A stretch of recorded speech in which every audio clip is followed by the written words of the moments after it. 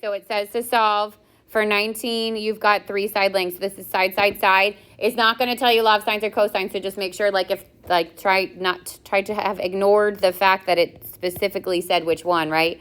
I would know by looking at it that it's side, side, side, and that means I have to use law of cosines. So I would have done, and if you're going to switch, you have to start with the bigger one. If you don't switch, you stick to law of cosines the whole time, it doesn't matter. So if I do C first, I would get the cosine of C equals A squared plus B squared minus C squared over 2AB. So it would be 9 squared plus 12 squared minus 20 squared over 2 times 9 times 12. And I'm going to cosine -1 that whole thing. This is where you got to be really careful with your parentheses. I've got to open them for the numerator, close them, open them again for the denominator.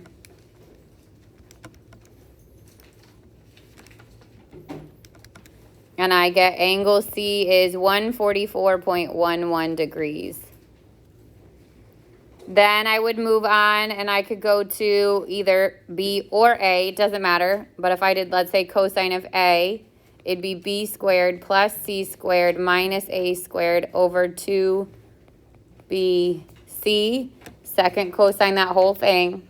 12 squared plus 20 squared minus 9 squared. I keep writing 19. Squared, close the parentheses, open again, 2 times 12 times 20.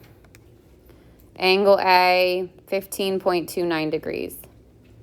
So then to find C, I would just subtract, or A, sorry, B, holy moly. I would subtract the other two from 180.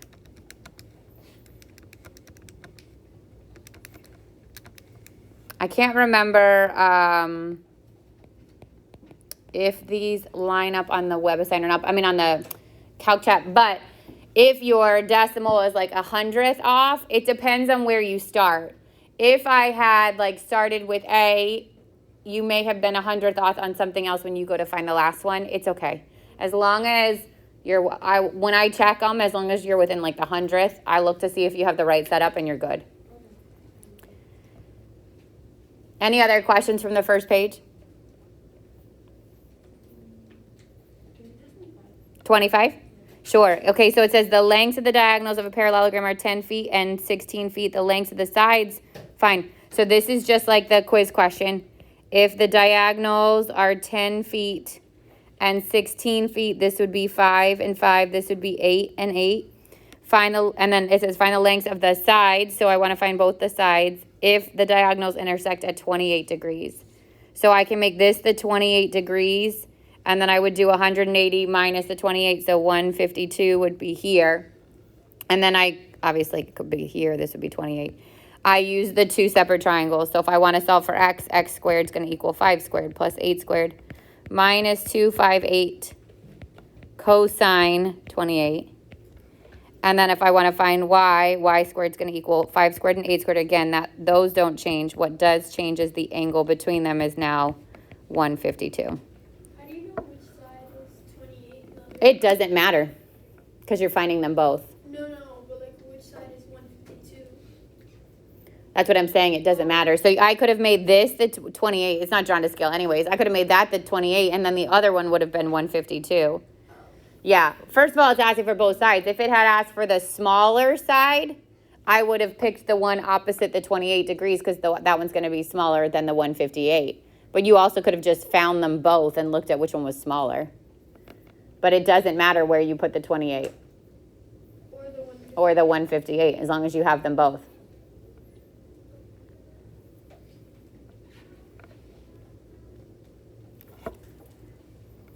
Other questions on this page? Sure. Say just if you're within 100th, you're fine. You're fine. But let's do it because I didn't do it on the video yet. So A, B, C. B is 48. A is 18 and C is 12. So this is your side angle side again, right? So I got to find B. B squared would equal 12 squared plus 18 squared minus 2 times 12 times 18 times the cosine of 48. So second square root 12 squared plus 18 squared minus 2 times 12 times 18 times the cosine of 48. 13.38 is what you got for B. Yeah. And then where'd you go from there? I did angle A. I got the same thing. Law of cosines? Yes. You got the same thing as her? Yeah, I'm sure it's what it is. It's like just you have to think that this book is like it's a computer doing it, so it wouldn't have rounded B. Does that make sense? It would have used the full B. So as long as you are doing it correctly. I'm sorry, you just said you did which one next? A. So cosine of A would have been 12 squared plus 13.38 squared minus 18 squared over 2 times 12 times 13.38. You're now using, does that make sense? You're now using a rounded one, but a computer doesn't. It keeps the other one exact. It wouldn't have rounded it. So it's fine. When I do your key, I obviously am a human being that does it, not a computer. So I got 90.17. Yes. Yeah, okay. And then you would subtract from 180 to get the other one, which is why the other one's a little off. Yeah, that's fine. So 47 says find a unit vector. Remember the word unit is important. That's my magnitude of 1 in the direction of the vector. It will not say verify that the result has a magnitude of 1. That's just your way of checking it, but the test itself won't say that. So I'm looking for the component form of V over the magnitude of V, and then I'm going to split it, simplify it. If V is 5i minus 2j, this would be 5 negative 2. So I'd get 5 negative 2 over the magnitude of V, which is the square root of 5 squared plus negative 2 squared, 25 plus 4, square root 29. Then I'm going to split that so it's 5 square root 29, comma, negative 2 over square root 29. And we rationalize, so you multiply both the top and the bottom by the square root 29. And I'd get 5 square root 29 over 29, negative 2 square root 29 over 29. Did it say component form? No. So it doesn't say to keep it in component form because it was given to me in IJ. I'm actually going to make it back in IJ. 5 square root 29 over 29i minus 2 square root 29 over 29j. So if it said component form, I'd leave it in the brackets. Because it doesn't, I follow what it's originally given to me in. It's because like I left it like that. That was my answer, but then I went to check it, and it was like that. It was in component form, so I would have taken that, IJ. That one? Okay. Yeah. If it doesn't say it, and it's a component question where it gives it to you in component form and then you have to do something with it, then I would want it back in whatever it is. I tried to put on there what I expect, but if it doesn't say it, that's what you want to do. Yeah. I don't know if I'd mark it wrong, to be honest, if it doesn't say it.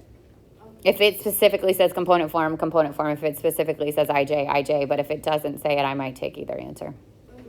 When it says verify that it has a magnitude of 1, do we just ignore That's just to check it. So like the test is not going to tell you that. Okay. Yeah. But a unit vector should have a magnitude of 1, so that's how you would check it. Okay. Yeah. Any other questions from this page? Yeah. 67. Yep.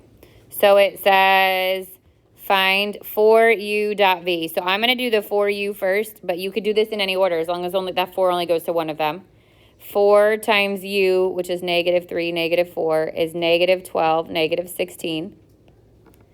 And then that dot product with the 2, 1 would be negative 12 times 2, so negative 24, plus negative 16 times 1, so negative 16.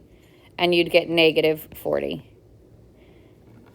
which would be scalar if it had asked for what it is. When do you add the Anytime you do dot product, you add. So anytime you're multiplying vectors, you add. If you're adding, you're subtracting, you're keeping them separate. You're finding component form, you're keeping them separate. But dot product is one number. When do you add the negative 12 plus 2? When do you do that? If it said u plus v. If it said for u plus v. Okay. Yeah.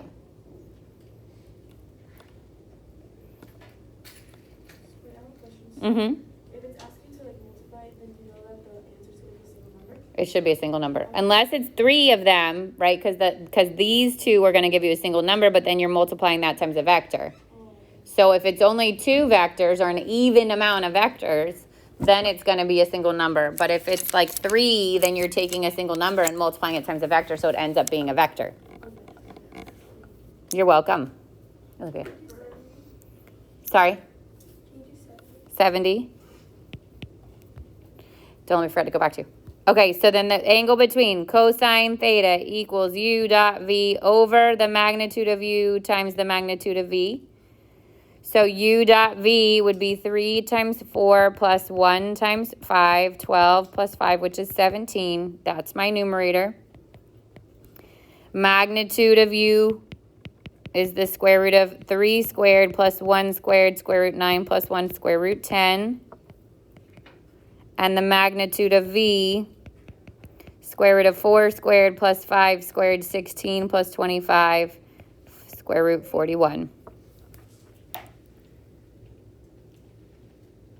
You said wait, right? Okay.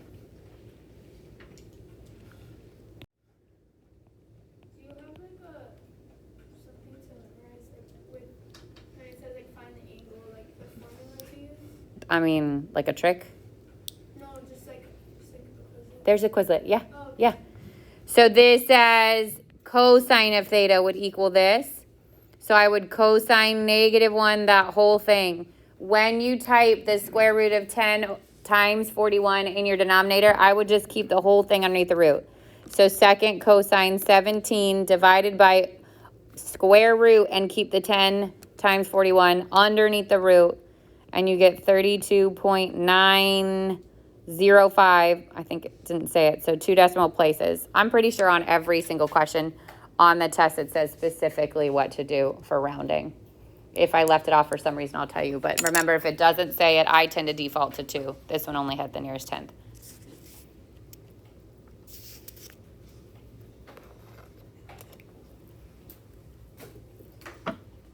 Questions on anything else? Oh, Livia. So for 60, you have to do the dot product of the u and v first, right? And then you multiply it by the u. You actually don't have to do u and v first. You could do this in any order you want. You could do u and u, and then that times v. You could do v and u, and then that times u, because it's all multiplication. It carries the same weight. I tend to always just default to the parentheses first. But yes, you would do dot product here, and then that single number, which is scalar, would get multiplied times a vector, which is why it ends up being a vector.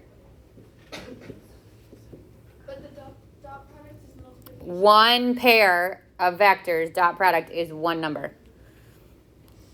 So it's multiplication, but it's multiply, and then add them together at the end. Yes. 73? All right, so this one says graph the vectors and find the degree measure of the angle between. So the graphing, I would say on this one, it won't be required. I would say that that's going to help you make sure that your degree is the same. If you're graphing, it's off of a graph. Does that make, like, it's those questions that I already will give you the graph on. But let's just say I were to graph this, so let me plug in so you could see it accurately. A coordinate grid. This would, come on. The first one here would be 4, 1. So I'd go to the right 4, I'd go up 1. That would be that vector. That would be you. And then this would be 1, -4. 1, -4 would be down here. And that would be V, okay? So I know I'm looking around 90 degrees just because of that shape. But to actually find it, I just use the formula. So angle between would be u dot v over magnitude of u times magnitude of v. And I cosine -1 that whole thing at the end. So dot product of u and v would be 4 times 1 plus 1 times -4. 4 minus 4, which is 0. That should tell you something right there. What does that tell you already? Be 0. What does the dot product being 0 tell you?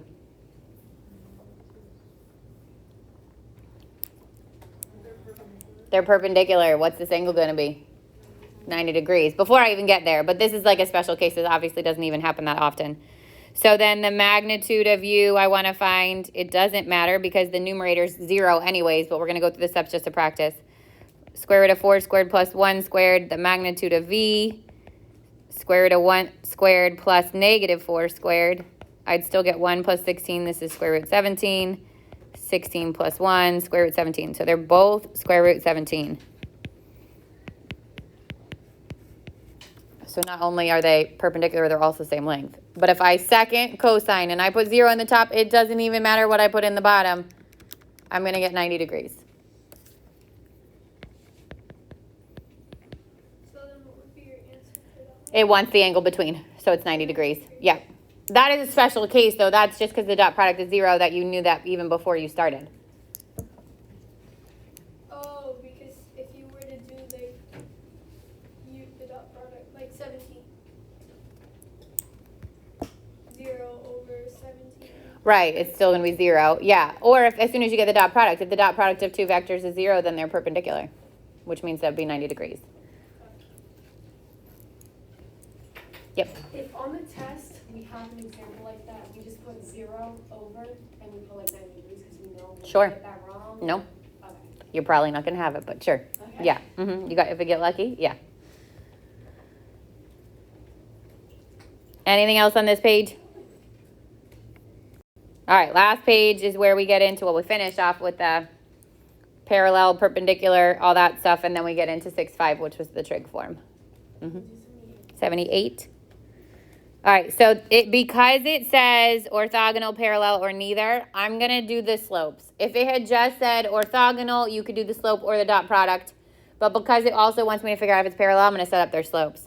So for you, the second one is the change in y, right? So I put the change in y over the change in x, and I'd get negative 1/2.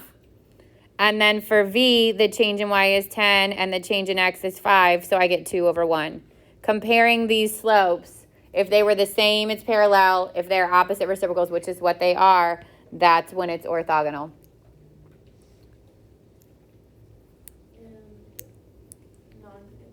And neither if it's neither. Yep.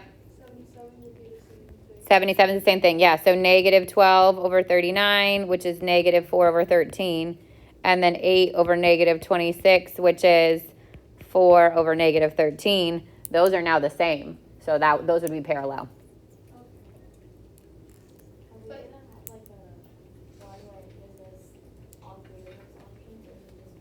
It's all three. Yep. It's your singular multiple choice question. Yeah. Yeah. Would you mind also doing 97? Nope. All right, so 97 says write the complex number in trig form without using the calculator. So z equals r times the cosine of theta plus I times the sine of theta. Remember, r is the square root of a squared plus b squared. And tan theta equals b over a. We need all three of those for these questions. So the first thing I want to do is a is negative root 3 and b is negative 1.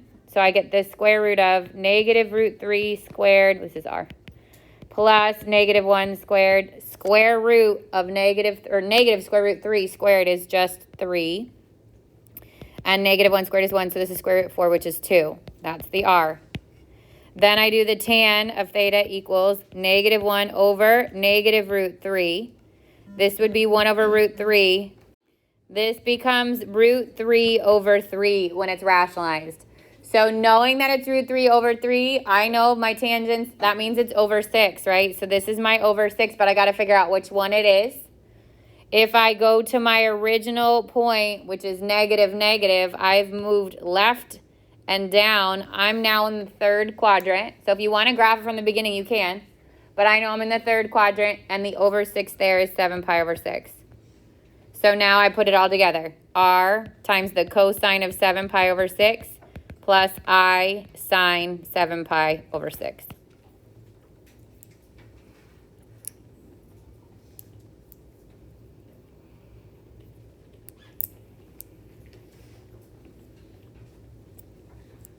Questions? For 93, that's basically just 5 and up 3, right? Correct. Okay, and then the 92 is just 6. It'd be 0, And then negative 6, so you go down 6. So that's it plotted, right? But the magnitude is the square root of a squared plus b squared. So the square root of 0 squared plus negative 6 squared, square root 36, which is 6. Absolute value will always be positive. It's 1, it's absolute value, but 2, it's distance. It will never be negative. Yep. But that's absolute value is the same as that magnitude. Correct, which should also never be negative. Yep. There's one where you do like cosine or sine of a number in the unit circle, and then you have to like actually. That's if it's asking for that's if it's saying that an angle, or no, a vector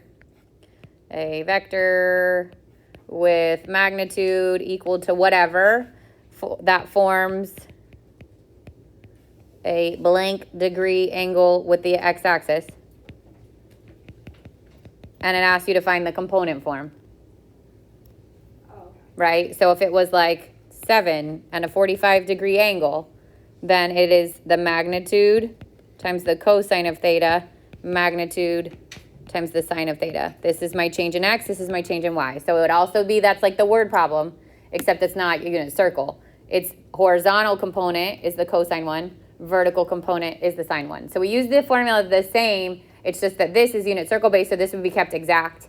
And if it said But I don't understand. something's being thrown or hang on just a second, and then your angle is 41 degrees, now you got to use your calculator. Okay. So this would be 7 times the cosine of 45, which we know, and then 7 times the sine of 45, which you know. You'd replace this with root 2 over 2. And it'd be like that. So this, and there's like lots. All right, so there's many things that you could be doing this evening to help you prepare if you've already done the PDF. There is, if you look at on the bottom of the module there's a Quizlet there that does all of the, like that chapter, Quizlet is all of everything in chapter 6. The vector is just the vector stuff. The test review is the one you already did. On the bottom here, it says law of sines and cosines vectors. There's a practice quiz there. So if you want to take it, it is multiple choice, so don't like allow that to give yourself that false sense that tomorrow's will be multiple choice. It is not, okay? But I don't want to have issues with you typing in the answers and then the format and all that nonsense. So it is multiple choice. It's got literally a little bit of everything. So solving the triangles, into the vectors, there's area, there's a couple word problems, there's the graphing, all of it's the angle between, all of it's in here.